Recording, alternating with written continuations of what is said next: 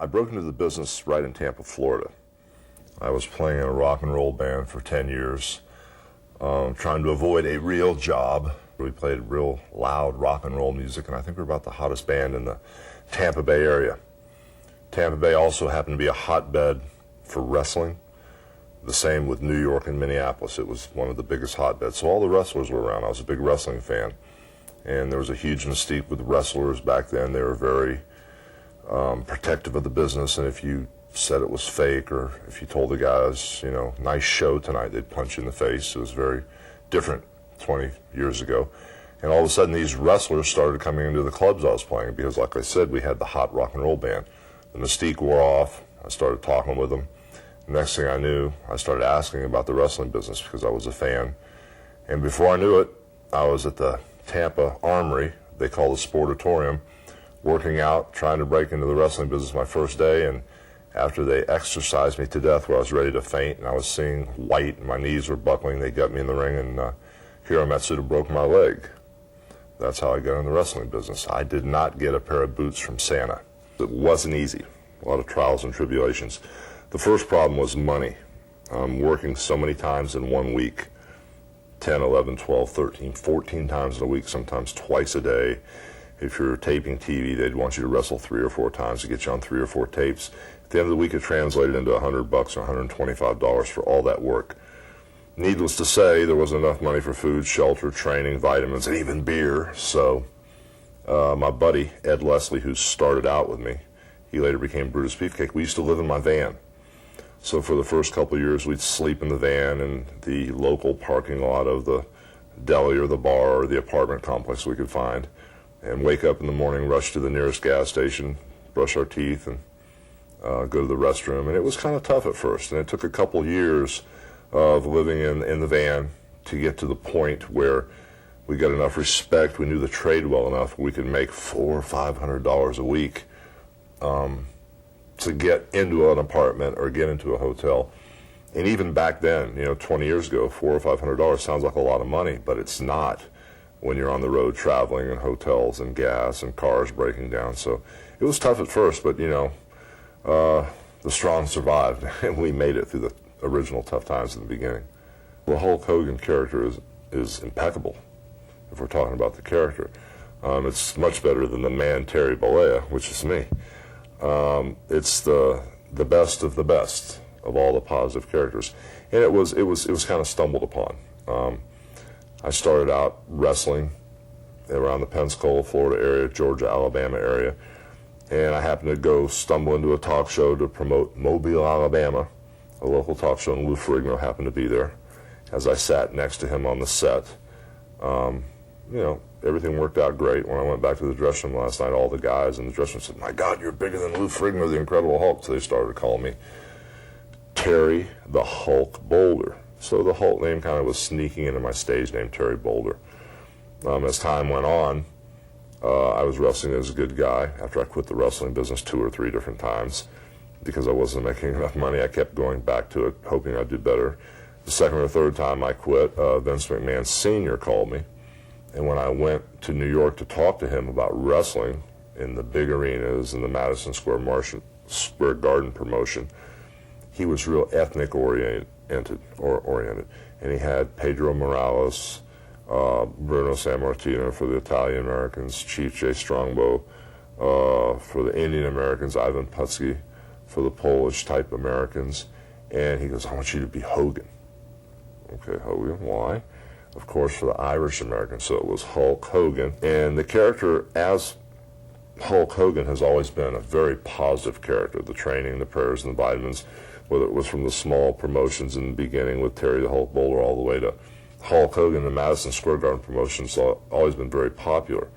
The name Hollywood Hogan came into play about 1994 when the ratings started flattening out. When Hulk Hogan would go on TV, you'd watch the quarter hours instead of the numbers jumping up when I came on this TV. They kind of flattened out, and it was because after seeing the shirt being ripped off for 15 years and the leg drop being ripped off for 15 years, America and the temperature of the wrestling business was kind of tired of it. Even my wife got tired of seeing the shirt ripped off. So I did the momentum shifting change, and I said the training, the prayers, and the vitamins, I did it for the money. And that Hollywood Hogan bad guy persona, holier than thou, better than you, my blood in my veins is better than yours. I body slammed Hollywood with all my B movies, the same way I body slammed the wrestling business. So the bad guy character of Hollywood Hulk Hogan came into place. As far as people that had great matches there were Andre the Giant, there was Paul Orndorff, there were people like Roddy Piper, but you didn't come out the same way you went in. I would go in there to work with Paul Orndorff, and he was so physical, and he would kick me in the back of the head and in the face so hard, I would come out swollen and beat up to where it was hard to get out of bed the next day. When I would wrestle Andre the Giant, for the first 7 or 8 years, he didn't like me very much. He was very protective of his big man aura, or the big man territory. And I was trying to be a big man and trying to be a main eventer and trying to follow in his footsteps. I admired him so much, but he took it as a threat. And he used to take his open hand, and his little finger was twice as big as my thumbs put together. This guy was a real giant. Sometimes he was up near 700 pounds, depending on his diet and how much he drank and ate. And I mean, when he would hit you, I mean, it was brutal. I just molded my style. The Hulk Hogan persona is the ultimate good guy. The McDonald's, Chevrolet, America, California, Broadband, USA, the California tan, Venice Beach. There's a certain mystique with California, USA. It's the land of opportunity. The Golden State at the time, before it was jaded, it was a wholesome place to, be from. That projected and that transcended my whole character. Hulk Hogan from Venice Beach, California, Americana all the way. It basically carried me through my career. Well, if I was a wrestling fan and I thought about Hulk Hogan's career, there's a couple moments that come to pass that are the most memorable moments of all times. For the old fans, the baby boomers who grew up with me, they definitely remember WrestleMania 3, or even WrestleMania 1 with Mr. T, but more than that, WrestleMania 3 with 94,000 people body slamming Andre the Giant. If you missed that era, or if you weren't alive back then, the baby boomers came back this year, in 2002, and they brought their kids with them. And the kids, and even the baby boomers, might remember WrestleMania 18, where I wrestled The Rock. And nobody predicted that the biggest superstar in this business, The Rock, who was on TV every week, was a household name, had major motion pictures coming out, would stand in the ring with what they would call an old-timer and get booed out of the building.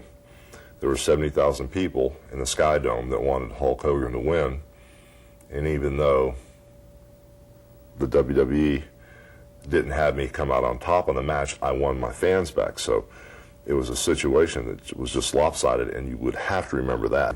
If I could be remembered as a guy that helped change wrestling and transcend wrestling into entertainment instead of this very barbaric beer-drinking, cigar-smoking level, that's all I need. I don't have to be remembered as the greatest wrestler ever, or, the guy that saved the world. Just if they could just give me those type of props, I mean, that's bigger than anything anybody could ask for. That's a big ego trip. If somebody, 100 years from now could say Hulk Hogan was the Muhammad Ali or the Babe Ruth of wrestling, that's huge. I don't even know if I deserve that, but that'd be a nice way to be remembered. You know something, dude? You're facing the greatest wrestler of all times, Hulk Hogan, brother. So all I got to say is I hope you've trained, said your prayers, and eaten your vitamins, because I'm taking no mercy. I'm not going to give you any quarter, brother. So what you going to do when the greatest wrestler of all times runs wild and destroys you? What you going to do? If I had to pick one person out of everyone who helped me get to where I am today in this business, I mean, there's no question who it would be. It'd be Vince McMahon. As a businessman, he's black and white. On a personal level, he'd go a million miles for you on a personal level. He's the one that gave me the opportunity. He's the one that when I got lazy would kick me in the butt. He's the one that when I got lazy would talk in my ear. He's the one that really said, look over there, there's the vision, you can achieve it. Without him, I never would have had the success in this business. He's the single one person, even to this day, if I infringe on his friendship on a personal level. A lot of people don't understand this. You can actually make mistakes. You can actually abuse Vince McMahon, not intentionally. You can actually go above and beyond the bounds of what a friendship are on a personal level, and this guy understands human beings. That's why he's where he's at. Now, on a business level, some people say he's too aggressive. Some people say he'll do anything to win. That's all true, but that makes him a good businessman. Well, the popularity and the celebrity status that comes along with pro wrestling is a given. Once you're seen on TV, the public owns you. And you have to go through several stages. You have to be, first off, aware that it's happening and know how to handle it. You have to adjust to it and get used to it. And then the final stage is, thank God it's happening to me. Thank God it's still happening. Everybody that's on TV, their lives change. Once you're on TV as a wrestler, you're not allowed a private life anymore because you owe the fans. I mean, it's not punch out at 5 o'clock. When I leave the house at 5 o'clock, they don't go, hey, Terry, how you doing? I drive down the road, they go, hey, there's Hulk Hogan. So instead of saying, hey, what's going on, I go, hey, brother, what's happening? So you got to give them a little pizzazz. You owe it to the fans. The celebrity status of popularity will change your personal life and business life forever for the good. You have to roll with the momentum. It's good momentum, and you need to learn how to roll with it. I've seen a lot of guys be short with fans, for no reason. I mean, I've been trying to walk to the lobby, and all of a sudden they'll say my kid was playing volleyball at school. I got a phone call one time. I was in the middle of about 100 people, and all of a sudden I get this phone call from my wife. I pick it up. My son Nick was jumping up at the volleyball net on a hardwood floor, and somebody took his legs out from under him. He hit his head on the ground, and she's on the way there because he's still knocked out. Well, quick, I told everybody to get out of my way. And I couldn't explain to him my son was knocked out at the moment, and the ambulance wasn't there yet, and as I raced to my room to figure out what to do, I had people say, we didn't want your autograph anyway, we don't, whatever. You can't make everybody happy. But sometimes I see wrestlers that are good guys. I mean, even if we're going by the old mindset that bad guys don't sign autographs, I don't believe that's the case anymore. But even if we were going by that, the good guys still should sign autographs. I've seen a lot of very popular good guys just blow people off like they don't owe them anything. You owe these fans. Life on the road is tough. I mean, I come from a generation of wrestlers where sometimes we were working 60 to 90 days without a day off. You get depersonalized. You become a robot. You have a decision to make. Is it going to be food, sleep, or the gym? Well, I always chose the gym first. Food was second, and the sleep was the third priority. I probably had everything backwards, but it worked for me because I was the first one to train night and day. Now everybody does it. Life on the road is tough because when you're hurt, it's not like NFL football or basketball or baseball where you get your thumb all the way jammed back and you get to miss a game. If you're in the Philadelphia Spectrum at 1 o'clock in the afternoon, it's sold out, and you get your thumb jammed back. Well, Madison Square Garden's that night, and it's sold out. The two-a-day type situation, or then even the next day. But even more intense is like when you're working 2-a-days and you're in the Philadelphia in the Garden. If you get hurt, you can't go in Madison Square Garden in front of 20,000 people. Go, we have an announcement to make tonight. Hulk Hogan hurt his pinky. He won't be here. People don't buy it. Wrestlers are like big kids. The pee-pee, poo-poo, ha-ha thing that I've experienced with my children, works in the locker room with wrestlers. My kids do the pee-pee, ha-ha jokes, and still to this day they'll laugh about it. They're 12 and 14 years old, and they'll see something funny or make a joke about it, they'll laugh about it. In the wrestling business, it's a little more serious. Jerry Lawler has a crown. He makes a mistake leaving it in the dressing room. Somebody does number 2 in the crown. It's pretty tough. Andre the Giant, who's a great friend, in Japan, I guess you would call it a rib. Some people would call it necessity. In Japan, they have very small molded bathrooms because the rooms are small, and the shower and the sink and toilet are all made out of one mold. Well, I can barely sit on the toilet. I can't fit in the shower because the shower head hits me in the belly button, And so poor Andre, if Andre had to lay the newspaper out on the bed and go to the bathroom, well, there's a poo-poo story for you. But, I mean, that's a rib to me, to see a couple Japanese maids come in and, think that Mr. Ed just went to the bathroom on the bed. It's kind of hee-hee, ha-ha, poo-poo, but it's kind of funny, stuff like that. A lot of people in my business know that the matches are predetermined, not people, but everybody knows that. The fans know that matches are predetermined, and some of the greatest jokes or ribs in this business are sending 2 wrestlers out to the ring with different finishes. Sending you out the ring saying, I want you to beat Hulk Hogan in 10 minutes, and sending Hulk Hogan out the ring saying, we want Hulk to beat you in 10 minutes, and seeing 2 guys fight for their lives out there to try to beat each other. That can be kind of comical. The jokes go on and on. I mean, Harley Race, great friend of mine, all of a sudden you'll be driving kind of fast down the interstate, going 80 miles an hour. You've been driving for 4 hours, and all of a sudden at 80 miles an hour, there's a car behind you pushing you down the interstate. I mean, it's kind of dangerous, but wrestlers are big kids, and sometimes they have fun, and it's not very safe fun. The major injuries in this sport are just common. I mean, they're just the common injuries. A lot of people think that wrestling is choreographed. A lot of people think that wrestling is fake. Those adjectives don't work for me. You know, I do see guys talking. I never talk. At WrestleMania 18, in the middle of the afternoon, I went to the building at 2 in the afternoon. There were like 10 wrestlers in the ring, walking around in the ring, talking. You know, I didn't say anything to The Rock except, hey, I'll see you out there, brother. You know, that's it. You know, we knew what the finish was, so there's nothing to talk. It's like dancing. If you're really good at this and you really know what you're doing out there, you listen with your heart and your ears and what the fans want to see, not what you can try. Because if it doesn't work out there, then you're just another match on a card, not a match that steals the show. Fake means to me that we don't get hurt. Just because the finish is predetermined doesn't mean that what we do in the ring is fake, because the injuries are there. You can hit a guy too hard in the back of the neck and pinch a nerve and make his arm go numb and shrink up, such as what happened to Paul Orndorff. Guys break their necks like Chris Benoit. Certain guys have died in the ring because elbows have been dropped and crushed their ribs. Every night I go out there, my main goal is to try not to get hurt. And if the other guy doesn't hurt me, I'm clumsy enough I ended up tripping over my own feet. I was actually waiting for the Undertaker or somebody to come to the ring the other night. As I was shaking my arms, I hit my other arm and jammed my own thumb. Ouch, like an idiot. I mean, and I'm not trying to make light of it, but, you know, the injuries are there. I mean, my biceps are torn.